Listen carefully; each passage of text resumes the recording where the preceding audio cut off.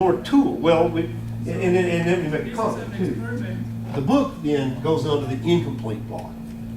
This was complete. Why? It's full. It's complete. There aren't any holes. Well, what happens if we didn't have any students in the textbook class that scored in this range? Oops, I got a big hole, right? Or suppose I don't have any really smart ones on the internet. Oops, I got a hole. And remember I said, you go, take that piece of data out, take that piece of data out, select that and run an Excel and see what it says. No, it's not gonna happen. It's just not gonna work. It just says, no, I can't do it. You're missing data. So your tool fails. So if you have that situation, then we're gonna have to go to Minitab or some other statistical tool that can handle missing data and deal with it. And don't put a 0 in there. 0 is not the same as no data. It'll take a 0 and it'll mess up your entire conclusion. And so this tool won't work if we got holes. So just remember that. And like I said, I'll try to help you with that. So now let's see. So now maybe we have a special case. And this is what the book is trying to tell you. Maybe we've got something to where we've got a second factor. So let's see. I'll refer to the book. I forgot what their example was. I think they had. I forgot because I didn't. Let's see. They have it in their example. I did it. Oh yeah, this is a supermarket example. So this will be example 3.5, which I've got up there. So what they've got, they say you want to know is there a difference in prices they've got 4 major supermarkets like Kroger and Bilo and Food City. They've got 4 regularly bought items they're looking at: cereal, canned tuna, detergent, popsicles.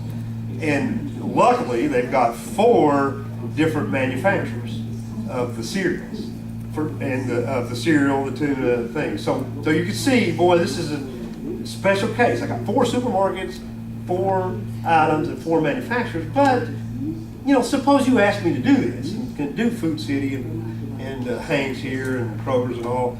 Well, then I'm not dumb. I would go in there and find 4 items that had 4 manufacturers.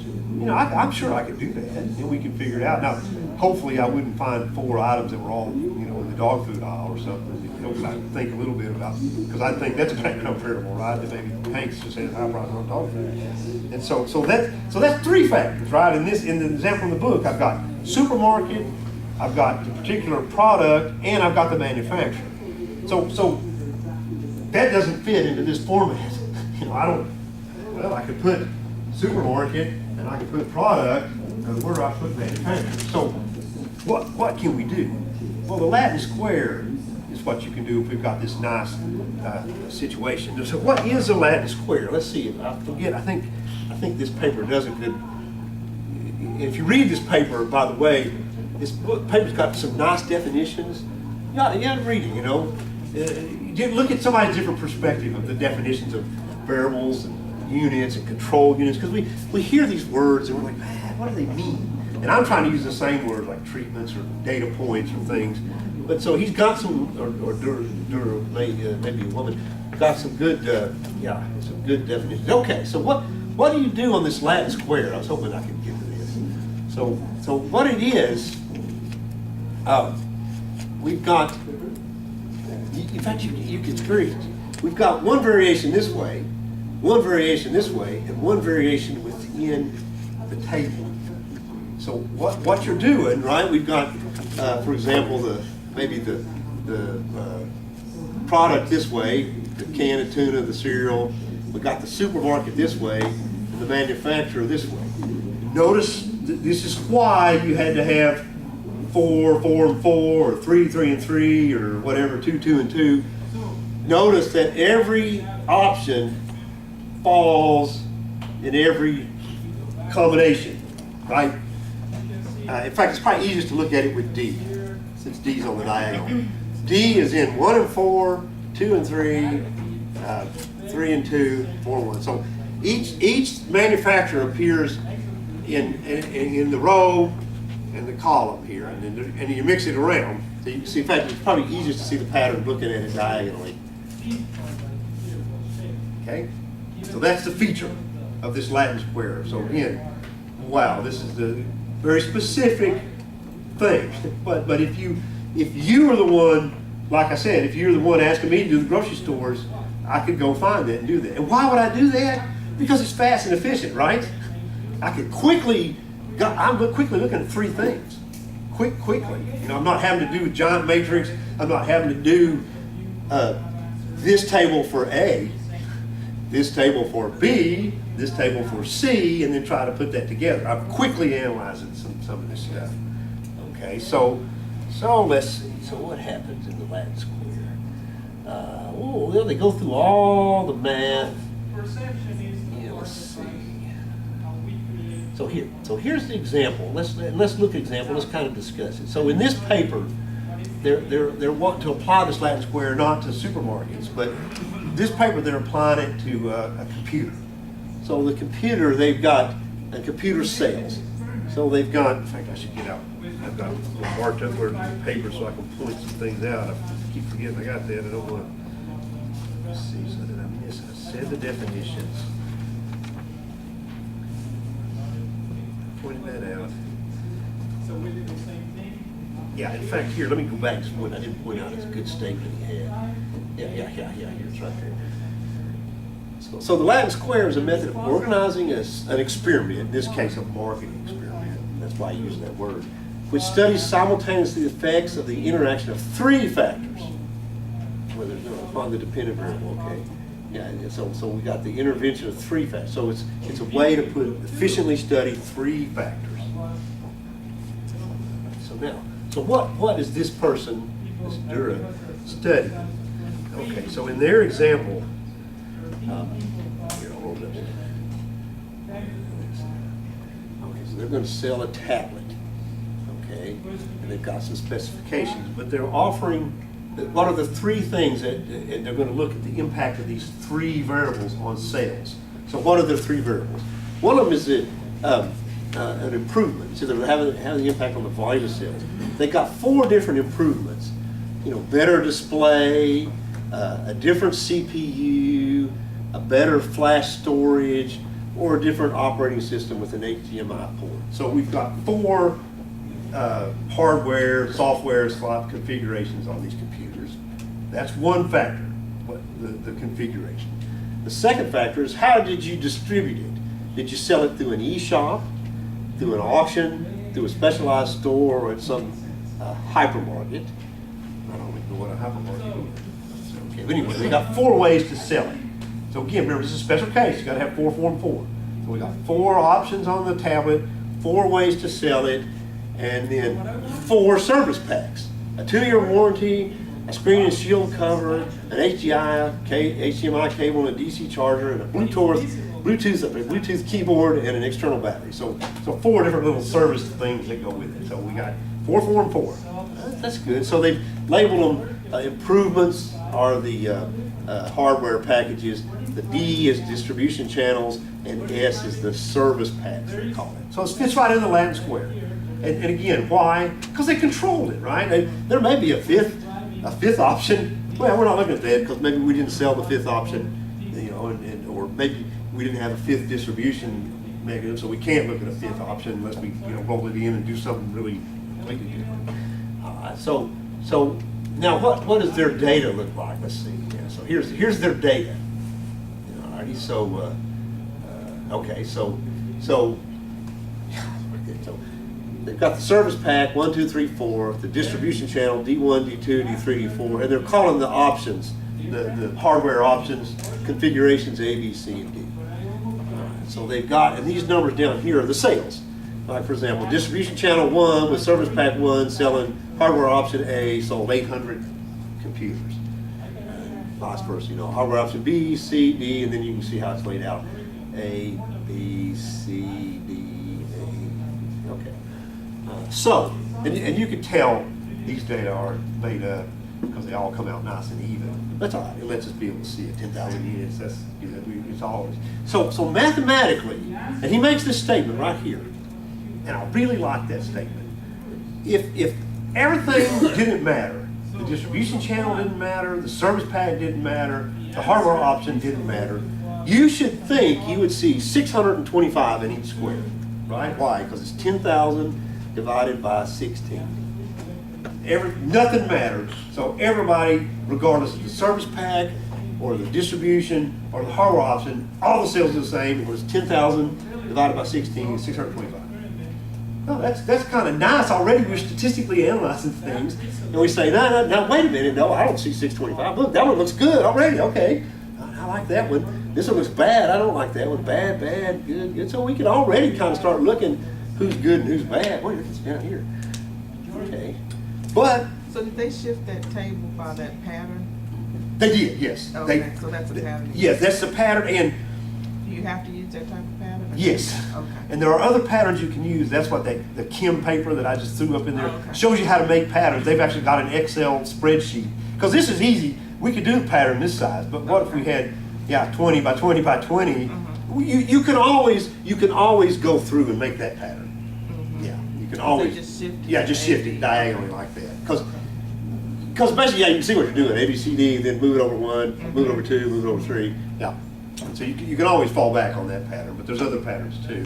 And I didn't read the Kim paper in detail to see what all they do, because you can always use a pattern. Okay, so yes. So now they're going to analyze this and see, because the question is, we can observe differences, oh yeah, but are they statistically realistic? Okay, that's always our question, right? Yeah, there's differences, I see them, but statistically, can we claim there's a difference? All right, so now this is the part where you would pull your hair out if you dug through it, right? It's the same thing. The total depends on the rows, the column, the treatments, and the error. The three factors, 1, 2, 3, and the randomness. So this paper does a nice job going through it all if you want to, and calculating it. And they also lay it out in an ANOVA table for us. And I did it too. I did it for us in Excel, so you don't have to do all the details. And we'll pull it up in a minute. And again, even if you don't go through the details of the math, you're already starting, I believe, to get skilled enough with your ANOVA and your results to know what you're looking at, right? Oh, yeah. Here, we're going to look at the ratio of this to that, and that to that, and that to that. We're going to get us an F. And in fact, you can do the math on that one right away. We're going to get us an F, and then we're going to compare it to an F critical that's going to depend on the degrees of freedom. And we're going to know already, we don't even have to look at F critical. We can know these are probably no's right here, right? Because F of 1 is way back here, bad. And here's a 1 and 2. I can tell you those don't matter. Here's a 14. We've already played enough. No, 14's, our F criticals are sitting around 3 and 4 and things like that for these small tests. So that matters, and these two don't, I bet. Let's see. Without even doing anything. Let's see. Yeah. Here. 14. Oh, the F critical was 10, so it's pretty big based on our numbers of degree of freedom. But 14 was that, 2 was not, and 1 was not. Okay.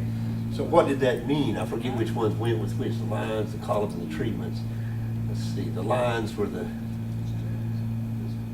Let's see. So let's see. Okay. So the treatment was the. So in their wording, the treatment was the servers, the hardware package, the which configuration of the tablet. The rows were the distribution channels, and the columns were the service pack. So the only factor that mattered was the hardware configuration you offered. Service pack and the distribution channel didn't matter. And by a considerable amount. They're not even close. And then the hardware package was pretty good. Yeah, pretty far away. And this person didn't calculate any P's. They just went and compared the F. I think on mine I did P's. So again, nothing new. The math is the same, right? We took these sum of the squares, we added them up in rows, we added them up with treatments or the little blocks, the ABCDs. We calculated the sum of the squares of those areas. We have our degrees of freedom, which is going to let us normalize things. We divided by that to normalize it, and then we compared each one to the error, got an F, and compared this F to an F distribution to ask ourselves, did it matter? And now we've got a way to treat three things with what? With the Latin square. Now, where do we get Latin square? Because we don't pull up the data analysis on Excel and say do the Latin square. So here, yeah. So I did it for you. I did it for you for this paper, and you I think if you had 3 by 3, of course you could go easier. But I think if you had 5 by 5 or 6 by, you could expand it by looking at the math. So what did I do, and why is it ugly? I colored it so you can see the patterns too. These are the treatments. Of course, those colors don't show up well here, but do on Excel. This is that pattern that you were identifying there.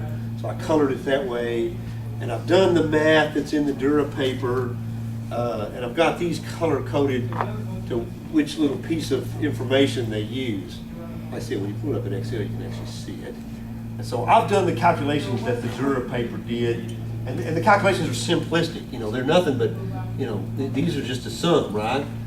For example, that just, let's see, I can see it, yeah, there. Right, so this is just a sum across the row, okay, and this is a sum across the column. So mathematically, even building this is not that hard. This is the sum of the sum squared. Yeah, this is the TI squared, the TJ squared. This is the sum down the column. Either way, actually, right? Sum that way, here to get 10,000, or sum this way to get 10,000. Yeah. And here, each of the data points squared. Here's some of the squares errors over here, and that's why I color coded it so you can see where things showed up. And if you click in here, you can see the little squares. There they are. Yeah. Okay, and then what happens over here? Make the calculations. Right, the same calculations that they did. Let's see, let me make it fit on the tape.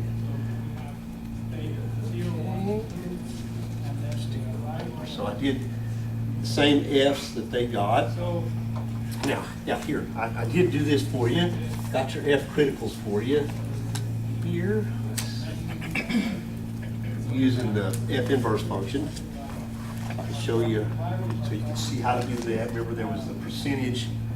And why do I have 2 F's? Because I looked at 5% and 1%. They did too. I didn't point that out, did I? They did it. Yeah, I didn't even point that out. They used 1%.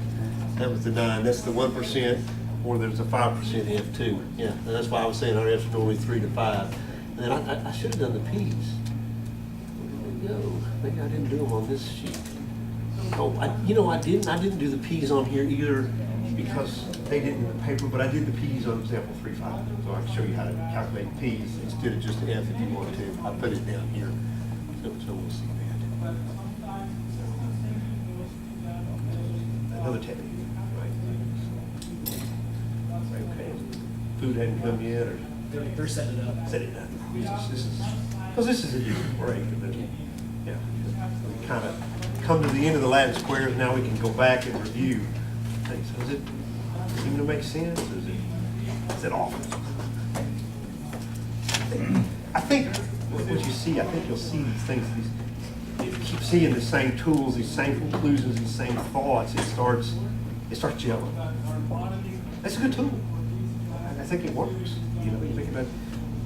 In fact, I'm getting ready to use it on one of my experiments I just ran. So you just want to set things up, and you know, especially think about it ahead of time. That's sort of what the idea of the class is, I think. Clearly, this had to be thought of ahead of time. But you can use it to analyze whether your KPIs, so those key performance indicators, are a good measurement of your effectiveness for the output and outcome. You're right. Because I mean, think about what this concluded. This told you that what the heck with the distribution channel and the heck with the service pack. They didn't matter. And so that's a good conclusion, right? Yeah. I could quit worrying about that. I could quit taking that data. I could quit fussing over it because it didn't matter. So, in fact, that's probably the stronger, better, happier conclusion when you get that H0 is okay. So, I can get rid of that. I don't have to think about that anymore. And when it's not okay, then you have to start delving into it, and think, Yeah. which one was it? But it did tell you it didn't matter. That's okay. Maybe further study. A better experiment, one that's not so randomized, one that just targets that thing with a nice control set. But it's getting there. Yeah. So if somebody gives me a bunch of data to analyze and I look at it and it shows like it's something